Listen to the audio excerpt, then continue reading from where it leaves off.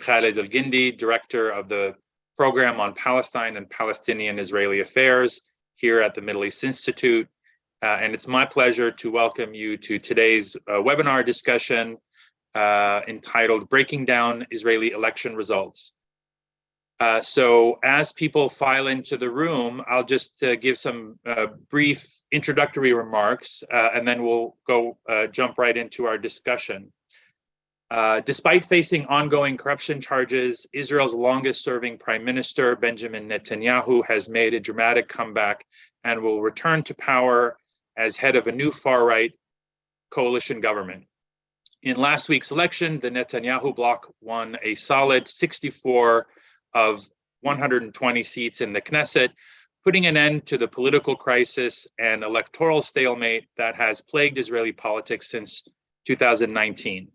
Although the exact shape of the government is still unclear, it's expected to include members of the far-right religious Zionism bloc, including previously shunned Kahanists like Itamar Ben-Gvir.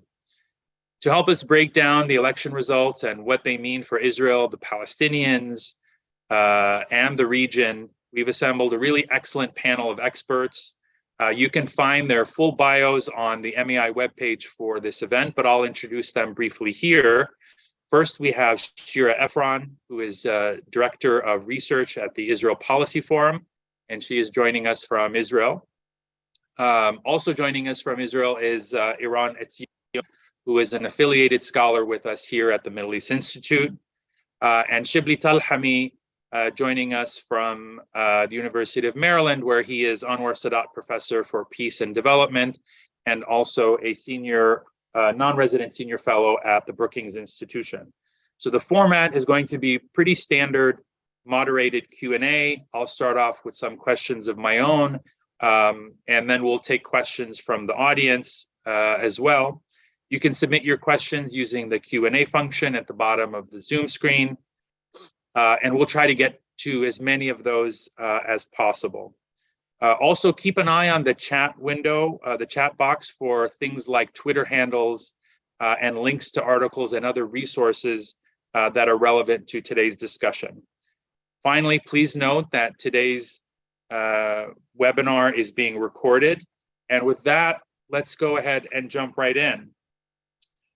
So before we get into the nuts and bolts of the incoming government, or what it might look like, I want to ask each of you to tell us your impressions of what happened in the election and sort of how we got to where we are. Iran, I'd like to start with you if I could. What were the immediate factors and drivers that led to the result that we now see in terms of which constituencies turned out, which ones didn't, which parties overperformed or underperformed, and were you surprised by the result? Hi, everyone. Very nice to be here. I'm gonna divide my answer into the long term, the longer term, deeper trends, and the more immediate short-term trends. Let's start with the long term. The entire Israeli political system has been shifting to the right for decades. We just commemorated the 27th anniversary of the assassination of the late Prime Minister Yitzhak Rabin, and people who have attended the rally in which he was assassinated, and rallies that were now put together by the same political camp could have, and I was one of them, could have witnessed the really incredible difference in terms of the size, the atmosphere, the political strength of the organizers, and the entire political theme, the so-called peace process and the center-left Israeli camp, that back then in the mid-90s was the ruling coalition with considerable political power and so on, and now has been completely diminished and turned into political fringe. The fringe has become the mainstream. You mentioned Ben-Gvir, we'll talk about him in a minute. And the mainstream became the fringe. And the entire spectrum has shifted very dramatically to the right. So this is a long-term trend that is very evident in these elections. The main driver for that shift, beyond the obvious, the Jewish religion in its Orthodox interpretation. That has, I don't have time to analyze the internal developments there, but by and large became more and more extreme, more and more dominant. And there is an absolute correlation between the religiosity, the level of religiousness of a certain individual or of a certain political outfit, and its size and influence, growing size and growing influence in Israeli politics. And again, this is a long-term trend. The third point I want to make is the Jewish-Arab conflict within Israel that has been the main theme of Netanyahu and his bloc against the other bloc, and kind of the most fundamental political wedge issue for, again, many years, but also looking at the short term and this election and this election campaign. From Netanyahu's perspective, it was all about, Lapid, my opponent, does not have a coalition without the Arab contingent. And the hidden message, and oftentimes not even hidden, was, the Israeli Arabs are not a legitimate political partner in any coalition. And beware, my followers, my fellow Jews. Here you might be dealing with a Jewish-Arab coalition, which is obviously something that should not be allowed. And then within the Jewish political scene, between the various Jewish factions, if we can call it that, we have seen in this election again a manifestation of, this is not new, but it has sharpened the differences between the more educated, affluent, liberal constituencies mainly in urban areas in Israel, and the periphery, either geographic or social, less educated, more religious. And what happened this time around compared to the previous round of elections was that the Netanyahu camp, the more, again, periphery, less educated and so on, by and large, I'm generalizing obviously, turned out in bigger numbers compared to the previous round of elections. And in the other camp, it was the other way around, contrary to expectations. So the last point, whether or not it was a surprise, the final outcome, 64, was a surprise. But if you look at the popular vote, you see that it's much more of actually a break-even point between the two camps, depending on how exactly you count each vote and so on. But it's not really a 64 majority. It's a little bit misleading, and in that sense, it was a surprise. And we'll speak about the implications of that probably in the coming rounds. Thank you. Thanks, Iran. Shira, I'd like to come to you next. So as we know, the election produced a solid right coalition of 64, but if you factor in this, I'm sort of piggybacking off of the point that Iran just made.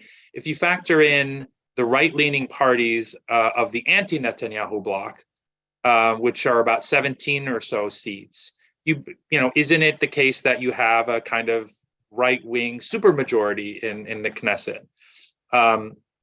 At the same time, both the leftist Meretz party and the Arab Balad party failed to pass the threshold to enter the Knesset.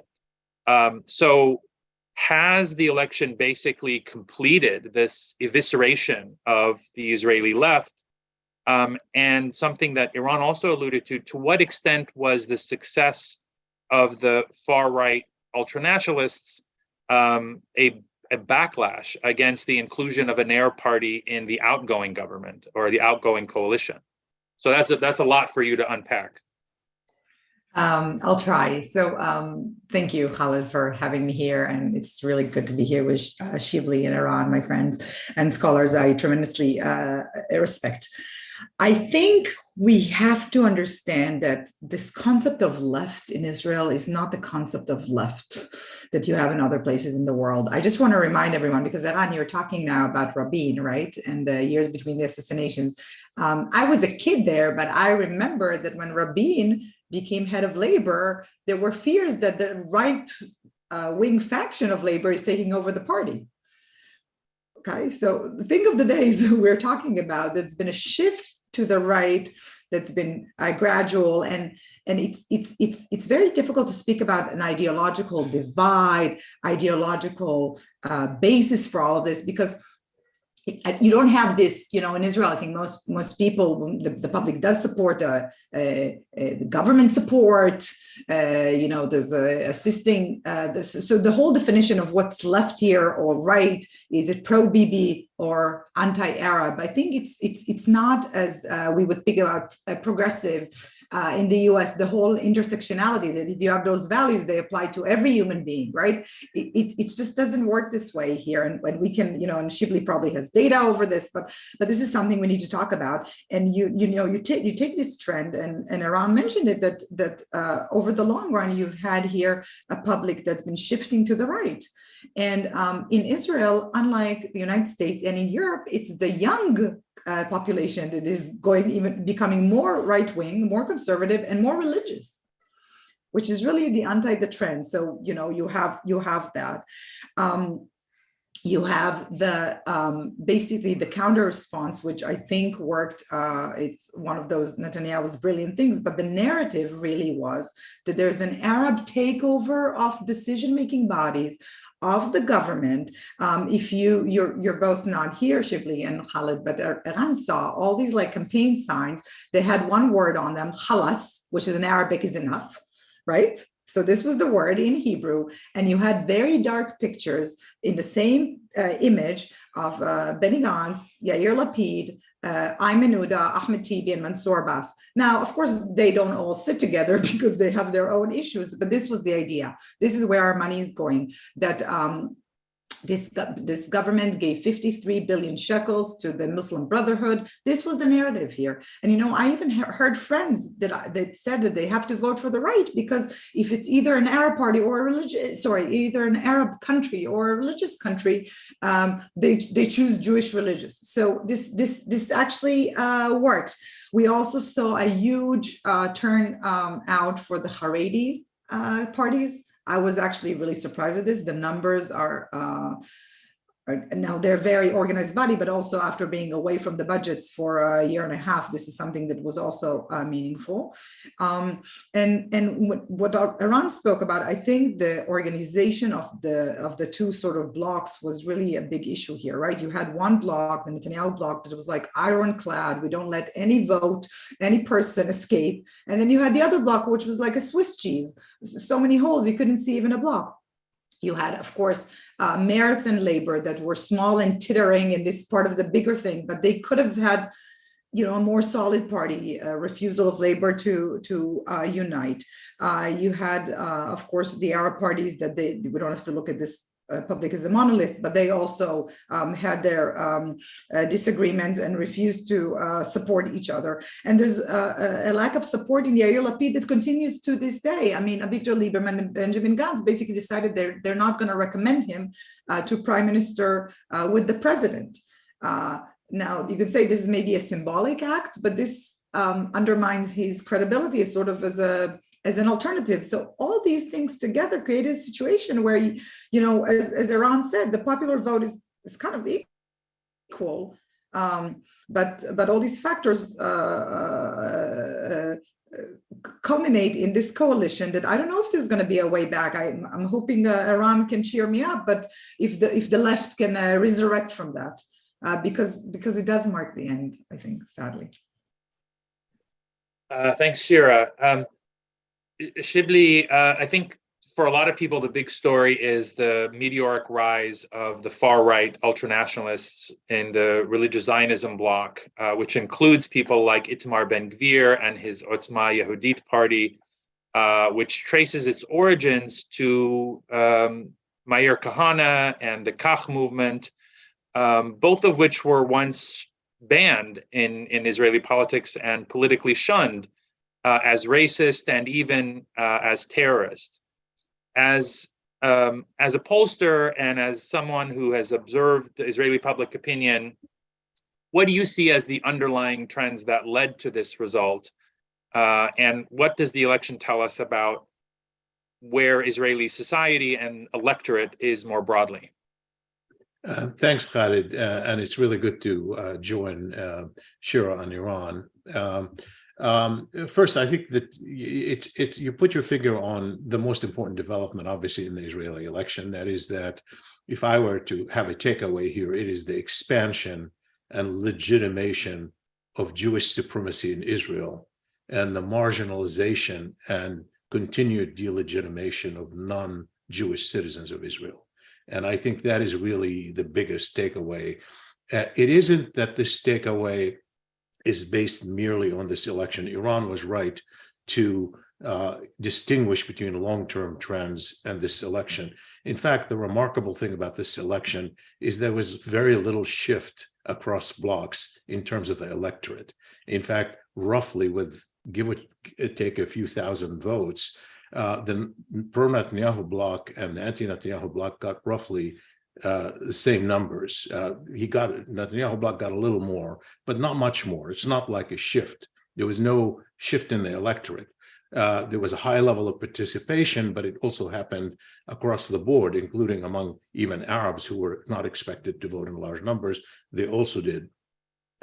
What happened was something a little bit different. There were a lot of wasted votes in the anti-Netanyahu coalition. Obviously, the failure of Meretz and Balad was an example of that because they came very close, but they lost. So all of these votes were wasted. Had they been part of other parties, for example, the distribution of Knesset members would have looked very different. So that is really kind of more of an efficient organization than a big shift in the electorate. So the biggest shift was not even in the rise of the right, as Shira pointed out. If you look, and I think you did too, that if you look at the right wing in Israel, it has been dominating. It's not like there's something new. The only reason we had this coalition government in the past, the current one that still is the transitional government, is that you had among the right some people who hated Netanyahu more than enough to separate themselves from his coalition.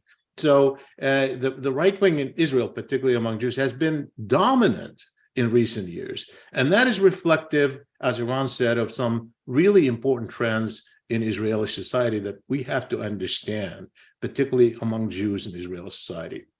I point to one poll in particular that for anyone to look at, and that is the 2015 Pew poll in Israel. And I point to that because that was one of the most extensive polls, almost 6,000 Israelis. And there was face-to-face interviews over a period of months that they did. And if you look at that poll, and I wrote about it in 2016, warning about what the trends could mean for Israel. I wrote a piece in the Washington Post Monkey Cage highlighting the trends and the shifts that have taken place. So what do you find? You find that increasingly Israeli Jews favored their Jewish identity over Israeli identity, so that only 1/3 said they're Israeli first, and most of them said they're Jewish first. So biasing Jewishness over citizenship. That became very clear in the trend. You had in that poll, 48% of Jewish respondents in that poll said they favored expelling or, quote, transferring Arabs from Israel. And that is remarkable because that is much more in harmony with the agenda that Ben-Gvir and Otzma Yehudit is advancing. And it had a lot more resonance across the Jewish population in Israel, even in 2015. 79% of Israeli Jews said Jews should have preferential treatment over non-Jews in the state of Israel. And that, by the way, included 69% of secular Jews. So in essence, you had this kind of a sense of a Jewish supremacy state being legitimized and reinforced over time.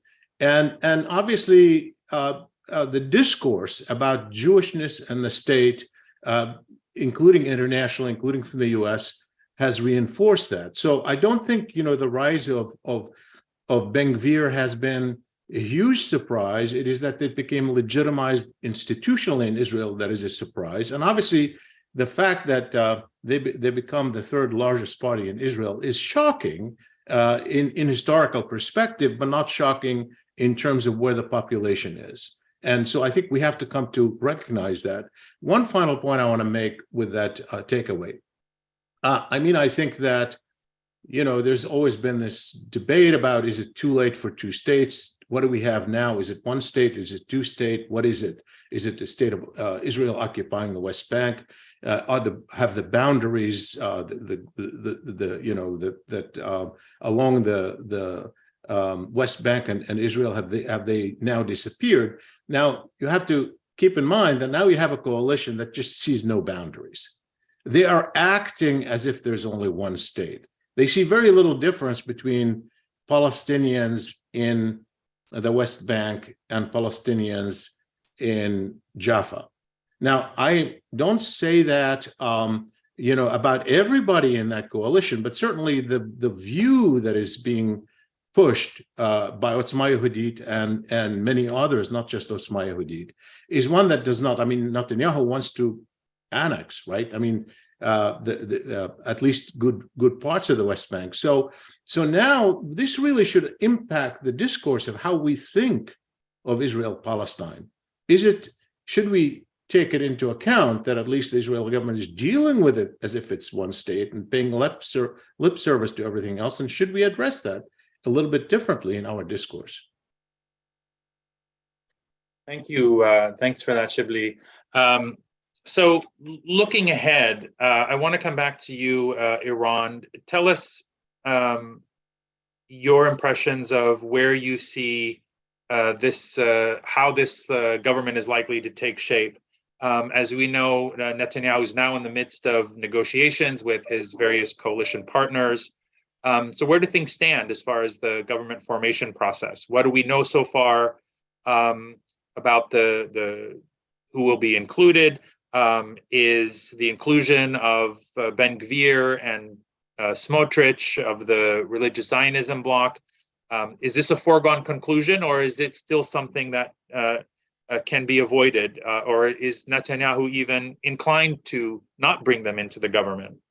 And if they are in the government, where do you see them? What sort of portfolios are they likely to control? Ben Gvir in particular has talked about controlling the internal security ministry, which of course would have very serious repercussions for Palestinians and others. So where do you see the coalition talks headed at this stage? Before I do that, just two quick reactions to Shibli's interesting remarks. First, I think one should recognize that usually there is a difference between what people respond to polls and what people actually tally when they actually go to actual polls, for voting polls. And what happened in these elections is that the dichotomy or the difference was annihilated by many factors. Israeli media, actually global events, including what's happening in the States, what is permitted and what is not, what is normal, what is acceptable in civilized society and what is not. This has all changed. It's just obviously something we can talk a lot about. And your last point about the implications for the two-state solution, one-state situation, all of that, that merits, again, a very deep discussion. I agree with you. There should be implications, not only for the discourse, but also for policy strategy. But I'm putting that aside for now. So to go back to the formation of the coalition and all of that, everybody who's following is probably aware of it, so I'll go very quickly. Netanyahu is beholden to a large extent to his coalition partners, including Ben Gvir, Smotrich, the far-right, openly racist contingent of the coalition, and the Ashkenazi Haredi party and the Sephardi Haredi party, Shas. It's going to be a very compact coalition in terms of the number of parties, only 4 compared to 8 in the outgoing coalition. And it's much more cohesive, much more ideologically united. A lot of them have worked for many years, especially Netanyahu and Aryeh Deri, the head of Shas. What they forgot, a lot of other Israeli politicians will probably never learn. and probably that's good because both of them are felons. One of them convicted twice, and the other is probably on his way to conviction. So we're going to see a coalition which is going to be very tight, very effective, and will probably want to use its election momentum and run over a lot of cherished Israeli institutions, first and foremost the Supreme Court, with the so-called overriding clause that is now the big talk in Israel. And for those who don't know what this is, essentially it is the radical change of the balance of power between the three branches of government in the Israeli democracy, giving the overriding power to the executive branch at the expense of the judiciary. The legislative branch has already been dominated by the executive branch for many years, but now they want to essentially really weaken fundamentally and legally the judiciary, and that's the first order of business for them. Obviously, it's a mixture of ideology and personal needs of Netanyahu personally because of his legal situation, of Aryeh Deri, the head of Shas, who also has his own legal troubles. And again, I don't have time to go into details, but he needs that in order to be able to go back to a ministerial position. And there's a number of other members of Knesset in Likud, particularly, but not only, that really need to be freed from any judicial overview or oversight. So that's going to be a priority of the government. In terms of the division of labor between the ministries, as you pointed out correctly, there is a demand which will probably be met by Ben-Gvir to take hold of the domestic security portfolio, which traditionally actually has not been a coveted position, but fits his own agenda very nicely. And there is obviously a lot of concern, both in the Israeli Arab sector, also in some parts of other parts of the Israeli society and internationally, of what this might entail. And I think concern is absolutely warranted. Ben-Gvir has been charged with, I think, 50 different cases over the years, and actually convicted in 8, including support of terrorism and incitement to violence and so on. So to imagine somebody like that as being the Minister of Domestic Security could have been funny if it wasn't my country. It sounds absurd. It is absurd, but it's going to happen. There is a demand also by Smotrich to get the defense file, which is obviously the most prestigious and important in any Israeli government. And we'll have to see about that. I have to say personally, I doubt very much that Netanyahu will give him what he wants in that sense. And there's already been some pretty explicit American warnings regarding such a possibility. So I doubt that he will end up with this particular portfolio, but he'll get a very substantive portfolio as well. And Smotrich, compared to Ben-Gvir, is already a very experienced politician, extremely sharp, extremely smart. And whatever portfolio he gets, he will be very significant in the national security cabinet and in, again, whichever portfolio he gets. And the final word, I guess, on where the coalition is headed, it's going to be the most religious, hard-right coalition that Israel ever saw. Netanyahu will be, as always in his governments, extremely powerful and kind of in a league of his own. But I think compared to, this is the 6th Netanyahu government. So compared to the previous 5, in this one, when he will look, to his right and to his left, he will essentially see nobody, because he disregards all of them as, compared to him.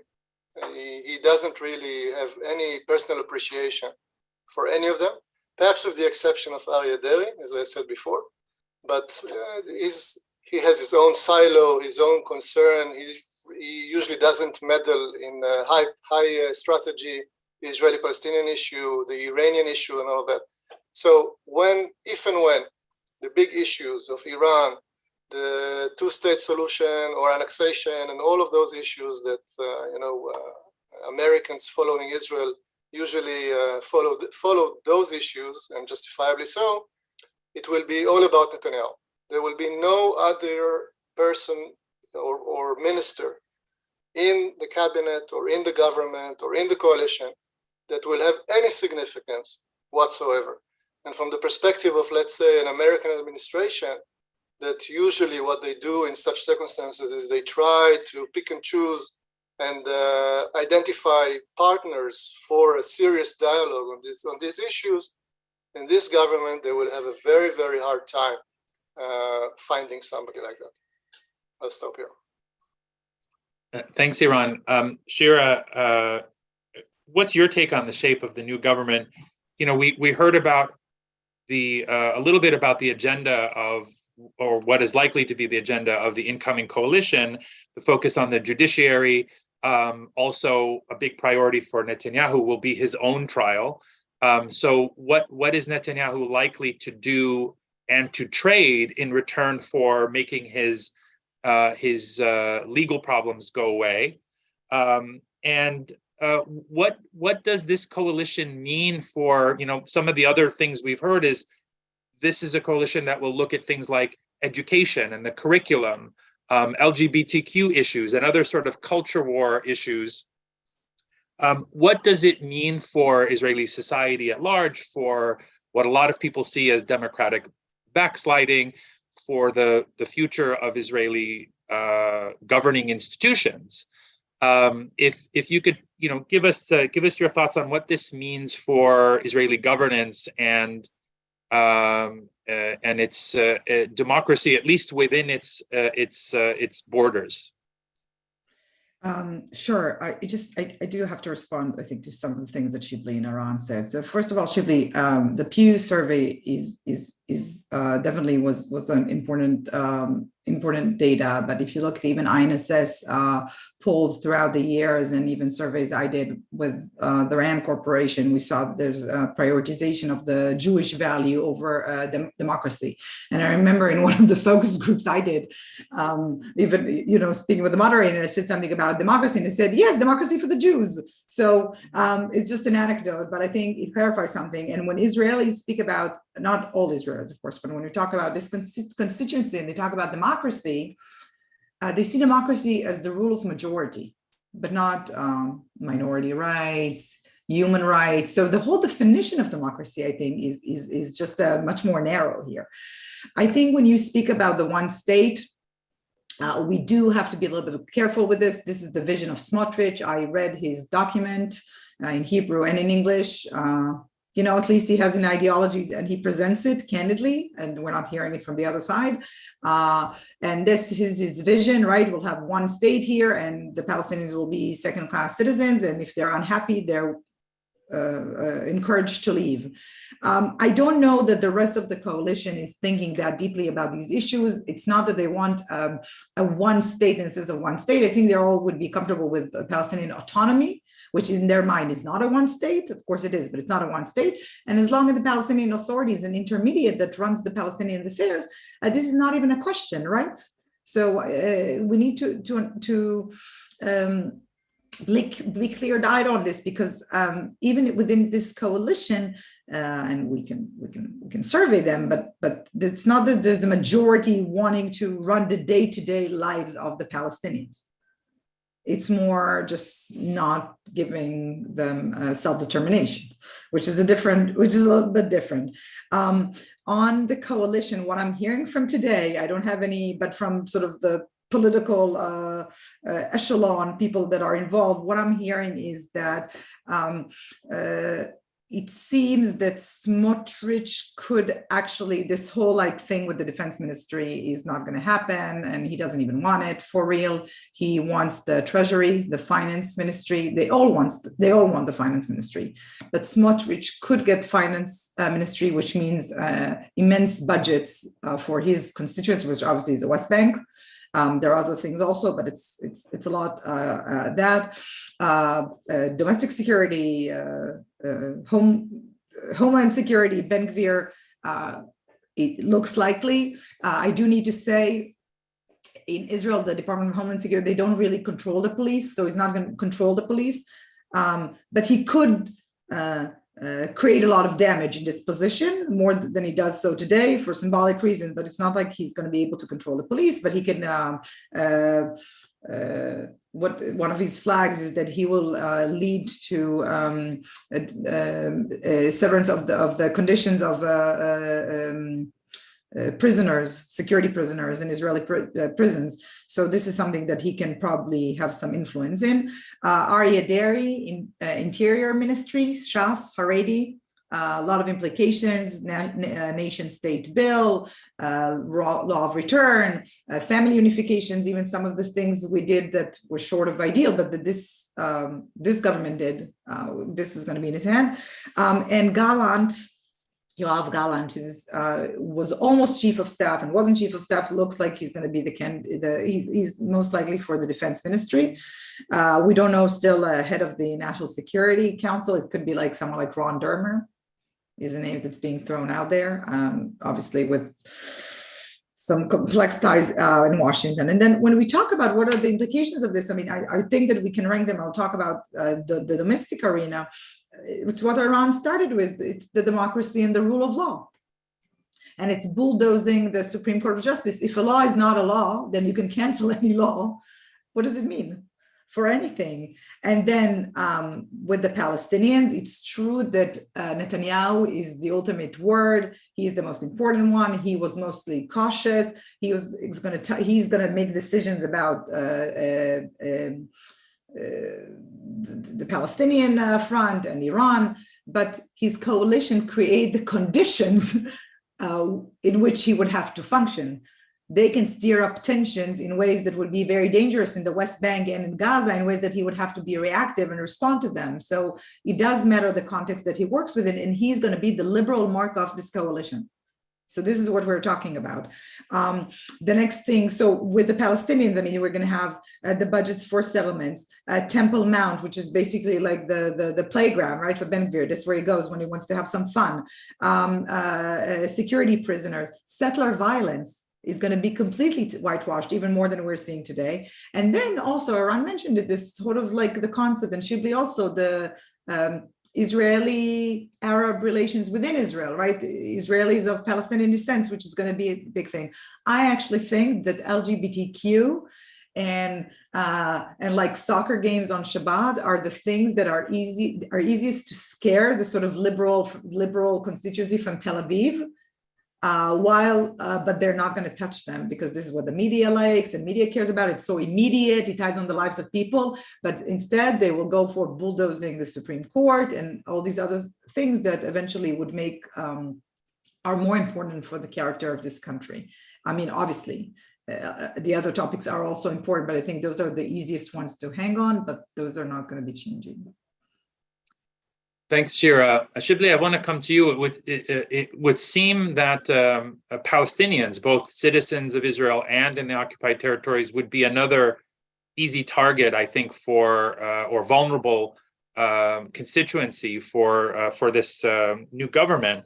And yet we hear a lot of analysts, both here and in Israel, kind of downplaying the impact of the election, arguing that, you know, they're going to, as we've heard, they're going to focus mainly on domestic issues and destroying internal Israeli governing institutions, and that Netanyahu is traditionally very cautious with regard to foreign policy and defense, is likely to tread lightly on things, and, you know, if only to not, you know, upset the international community, and therefore, we wouldn't expect to see much change with regard to the policies toward the Palestinians. So what do you make of that argument, particularly in light of the situation we now have in the West Bank, where there is ongoing violence? There is what looks like an armed uprising, frankly, in the northern part of the West Bank primarily. What happens if if people like Smotrich and Ben Gvir are you know, controlling the levers of power? Someone like Ben Gvir has advocated for loosening the rules of engagement of the Israeli army to make it easier to basically shoot and kill unarmed Palestinians. So what does this mean for Palestinians first inside Israel, but also for those in the occupied territories? Shibli, you're muted. First, one short answer about the last question. To use the example given by my Brookings colleague, Nathan Sachs, it's like putting the arsonist in charge of the fire department. Obviously, I think it would have far-reaching consequences, notwithstanding what people are saying. But I want to comment this a little bit by engaging both Shira and Iran on what they said about polling. With Shira, I think you're right. There were a lot of other polls, including mine. As you know, I've done polling in Israel that showed exactly the same results. And they were all yours, the ones you were involved in, they were all excellent polls that were done over time. So I didn't mean to only talk about the Pew. The reason I talk about Pew is that it was the most extensive, and it was the largest sample I have seen. We do polling, but it's expensive to do polling on the scale that they did, and face to face. Typically, it's either phone or online, and so that's what made it really quite extraordinary, because they were able to get to segments of society, because they were trying to look at the differentiation between Orthodox, ultra-Orthodox, secularist, and so forth, and Arab citizens. So it made it much more weighty in terms of capturing the moment. That's all. I think Iran is right about people. If you poll them, they have opinions, but that's not necessarily the way they act or vote all the time. The reason for that, though, is that opinion may not be the top priority for them when they vote, because there are a lot of other issues when they vote. One of the issues they have to consider is how that opinion, the chances of that opinion being implemented, accepted, or jeopardizing other things. That's exactly why the engagement of the international community and the reaction of the international community and the cost imposed by the international community on certain outcomes and options matter a lot as people weigh these options moving forward. And I think for that reason, in this article I had mentioned, I think that the United States political discourse and policies have actually given more openings to the extreme Jewish right to flourish over time, and I think that has to be reconsidered and thought about differently. In terms of what is likely to happen in the relationship between with the new Israeli government, whatever its makeup, what is likely to happen toward the Palestinians, citizens of Israel and Palestinians on the West Bank. It's bad no matter what government emerges. Let me explain why I say that. Obviously, if Otzma Yehudit is part of the government and Ben-Gvir is a minister, let's say, of security, which is in charge of the police, you look at what he's saying about the sort of things that he will permit if somebody throws a stone, or if somebody is considered a terrorist according to him by throwing a stone that he wants to expel from the state of Israel. That would not be acceptable. If he's in charge, there's no question there will be policies that are going to be far more inciting and therefore will lead to more violence. I have no doubt. If he's out of the government, if my colleague, former U.S. ambassador to Israel, Daniel Kurtzer, is right about Netanyahu being willing to end his legal troubles at any cost because he's more self-centered than he's ideological, and therefore prepared to trade that if he gets a government, even if it excludes Otzma Yehudit. If Otzma Yehudit is kept out of the government deliberately, you can imagine what they will be doing on the ground to incite violence, because that is their ticket to getting attention and forcing government to react. So either way, I don't think it's going to be good. I think we're going to be facing a really troubling period of violence. No matter what the agenda is, Netanyahu may not want to rock the boat.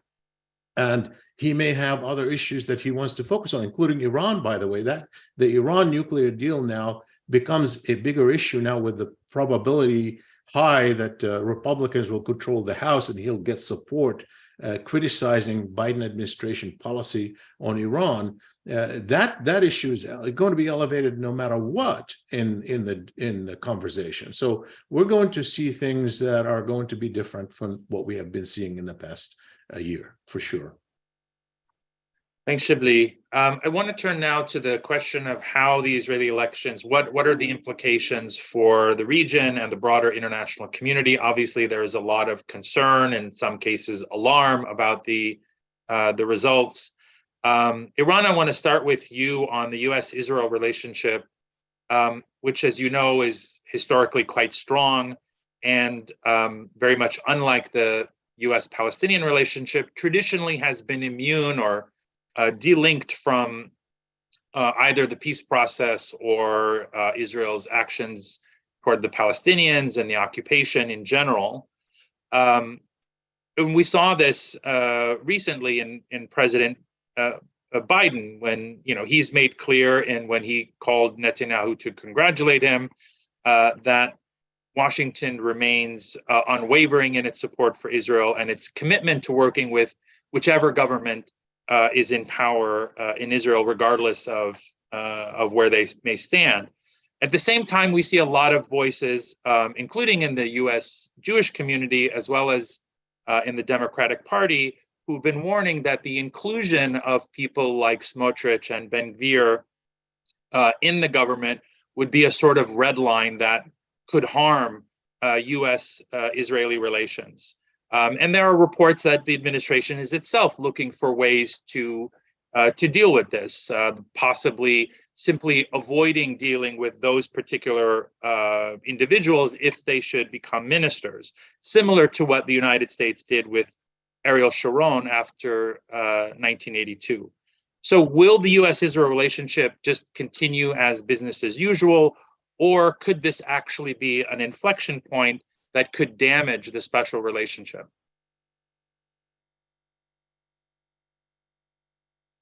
You're muted, Iran. Sorry. First, just a quick reaction to Shibli's last point about the possible unity government and leaving Ben-Gvir out, and Dan Kertz's article and all that. I don't think that's in the cards, not for now. Netanyahu gives the ultimate preference to his to somehow stopping the trial, or possibly trying to achieve some sort of a plea bargain with the Attorney General. And that's his first priority. And for that, he's going to form a coalition that will give him all the possible freedom to maneuver in that respect, and not any other kind of coalition. I don't agree with you that if, in such a scenario that, again, is not going to happen, if Ben-Gvir would have been left out, he would have been as dangerous outside as he is inside. I don't think so. If he at some point will be out, he will be much less dangerous, he and Smotrich, than they will be when they are inside the government. There's no comparison. To go to your question, Israel, US, and all of that. The first point I want to make, and that's already clear, the US has already made its intentions very clear in terms of how it's going to deal with the government, specifically with Ben-Gvir, Smotrich, and the other ministries. They're going to implement what you call the Sharon model, I call the Lebanon model, with Hezbollah and Hezbollah's ministers, and a model that Israel actually applied to other countries in Europe and elsewhere when they had anti-Semitic or terrorist elements within legitimate governments. The model is differentiation between the government, which is considered legitimate, and those rogue actors within government that are illegitimate, and therefore the US in this case will not be dealing with them. And probably some European countries at least will also follow suit. And that's unprecedented in our history. It's very funny for me to, as a former diplomat, to remember all the episodes in which we sat after elections in Europe and said, okay, so this racist Austrian faction or German faction or whatnot is an anti-Semite, therefore we will boycott them and we will not deal with them and so on. And now Israel finds itself at the other side of this equation. In terms of US-Israel relations more strategically, we all know that Netanyahu and Biden have a long history and personal relations. And I think there's going to be an early attempt by Biden to dictate very clear rules of engagement, learning the lessons from the Obama-Netanyahu clash that obviously Biden was a party to as vice president. And I think the formula is going to be, don't give us a reason to call you, so we won't call you. Leave us alone and we'll leave you alone. The Biden administration doesn't really have an interest to get any kind of outcome from the Netanyahu government. Netanyahu, from his side, is very aware of potential negative consequences for his coalition and for certain policies that he may wish to employ. And therefore, I think there's going to be some sort of a mutual deterrence, if you will, that will lead to much less engagement and much less warmth in the relation, and essentially a lowering of the level of the strategic relations, even if the rhetoric might sound the same, but in effect, it's not going to be the same. The two contentious issues will continue to be Iran, as Shibli already mentioned, and also obviously the Palestinian issue. Whether or not there is a JCPOA, and that to me still is an open question, you will hear the sound of jingoism from Netanyahu and his government, no matter what happens. If there is a JCPOA or if there isn't. It already started during the election campaign, and it will be more so after the considerable win in the elections. This is part of Netanyahu's legacy, and you'll hear a lot of talk and possibly some actions also from the Israeli defense system against the Iranians. So that's going to be something to watch. And on Israel-Palestine, obviously, there will be tremendous pressures from within the coalition, Smotrich, Ben-Gvir, and others, and also within Likud, to go for either tacit annexation or even open annexation with all sorts of new and creative ideas, calculating that the US will not intervene because it has its own troubles elsewhere. The Europeans obviously are also preoccupied in Ukraine. So from the perspective of annexationists, there is a historic opportunity here, and they will surely try to grab it. And the last point that kind of ties all of it together, and again was already mentioned, is the situation of the Israeli Arabs and Jewish Arab relations within Israel. That is already tense and will probably be more tense. Shira mentioned the possibility of harsh reactions by the Arab constituency to a Ben-Gvir appointment as Homeland Security Minister. And if indeed that happens, the possibility of clashes in Israeli mixed cities or elsewhere is very high. And as we saw in the past, this is a nexus that is very easy, quote unquote, from such a riot in a mixed city to the West Bank, to Gaza, and then potentially also to the region, not in terms of a regional war, but in terms of rolling implications. I'll stop here. Thank you, Eran. Shibli, I'm curious to hear your thoughts on the U.S.-Israel relationship and how it might be affected, but also if you could tell us your thoughts on what does this mean for the region in general? Does it increase the likelihood of war with Iran, for example? Are we going to see formal annexation as opposed to the de facto annexation that is happening on a daily basis? And how do you expect the Arab states to respond to this government, especially those who've normalized relations? Is this going to put a dent in the burgeoning security and economic ties with countries like the UAE, Bahrain, or Morocco? Or could we see an actual expansion of the Abraham Accords as Netanyahu has promised? You're muted. First of all, I want to say something about what Iran said. I agree, by the way, that excluding Otzma Yehudit from the government is improbable. I mean, that was just a scenario put out there. But what I said, and I stand by it, is that even if they're excluded, they're going to be more dangerous than they have been. I didn't say they'd be more dangerous than being in the government, but they'll be more dangerous than they have been. They are now more empowered. They're the third largest party. If they're purposefully excluded, they're going to do more than they have been doing. I mean, they're going to be more dangerous. So either way, the current phase, no matter how it shapes up, is going to be more dangerous than the previous phase. That's what I said. I did not say compare being in government and outside government. That wasn't the issue.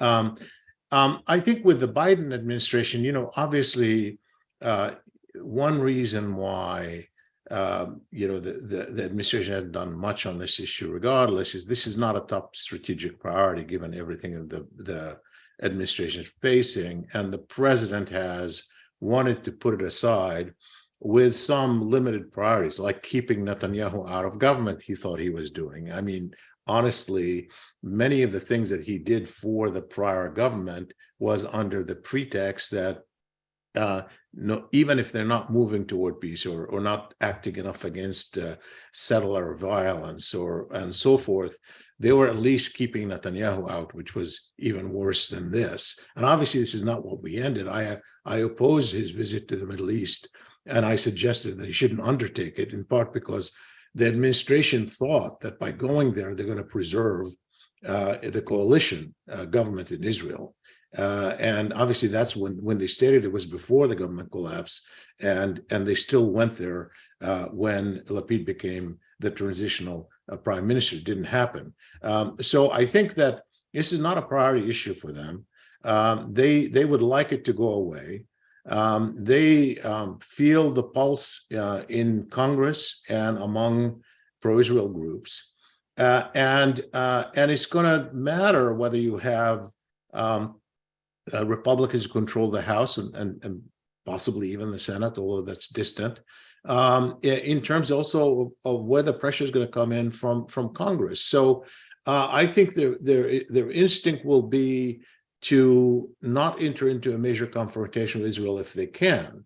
But I think their constituency, and including members of Congress from the Democratic side, possibly some pro-Israel organizations as well, obviously not from the right. The evangelicals will continue, will welcome Ben-Gvir. Trust me, they will have no problem with him. The American Jewish organizations have sent mixed signals. On the one hand, some have been critical. On the other hand, some did not say they would not deal with an Israeli government that has them. So they're going to read the pulse, because partly politics matters when the issue is not a strategic priority, as it isn't. And it's not clear to me, where they're going to go with this. I think they're sending signals that they would like not to deal with the far right in Israel in the government. But I think it's an open question, because I've seen all of the logic that they stretch, how they go through. We're going to keep them. This is the best way to address this, or this is the best way to keep them on board on Iran, or this is the best way. So we rationalize so much in a policy that I don't really know. Now, with regard to the Arab world, I think you have a similar situation in a way, because you have this is not a strategic issue to the rulers in the Arab world. I think it is still important to the public, but it's not a strategic issue to the rulers. They have all their big issues to address. The Abraham Accords themselves have been a little bit stressed. You could see that partly because the public in the UAE particularly, because frankly, when you're looking at the Abraham Accords, you have to see that the anchor of the Abraham Accord is the United Arab Emirates. That's who initiated the process. That's who was critical to the process. That's who will remain critical to the meaning of the Abraham Accords. The public there, we don't see much embraced by the public. There's also been some criticism on the side. If you heard some voices about the possibility of the far right becoming part of government. But in the end, I am not sure that you're going to see anything to jeopardize those agreements in the foreseeable future, unless there is some event, meaning if in fact there's an explosion over the Haram al-Sharif Temple Mount, if there is a far broader military confrontation in the West Bank, or expulsion of Palestinians, in fact, if that takes place, or annexation, acts of annexation, all of those things I think could have consequences.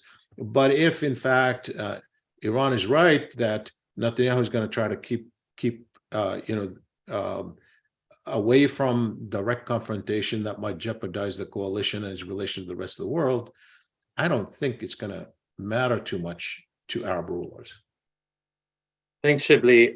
Shira, you're going to have the last word. How do you see these elections affecting the regional environment on all of the issues that we've talked about? The bilateral relationship with the U.S., the potential for Iran deal, the Abraham Accords, regional stability in general. So, I mean, there's no silver lining, right? This is not good news for anyone who cares about Israel, this region, U.S.-Israeli relations. There's no silver lining. I will just say that I think, as Shibli said, most of this region doesn't really care, right? Sisi has good ties with Netanyahu. Other countries signed the Abraham Accords with Netanyahu. It could be they don't. Many of these countries care. You know, the sort of the new normalizers are obviously more indifferent to the Palestinian cause. I think that if we're going to start seeing violence and actual designed, formal undermining of the rights of Israeli Arabs, that could be something that affects those countries, actually. So this is something to look out for.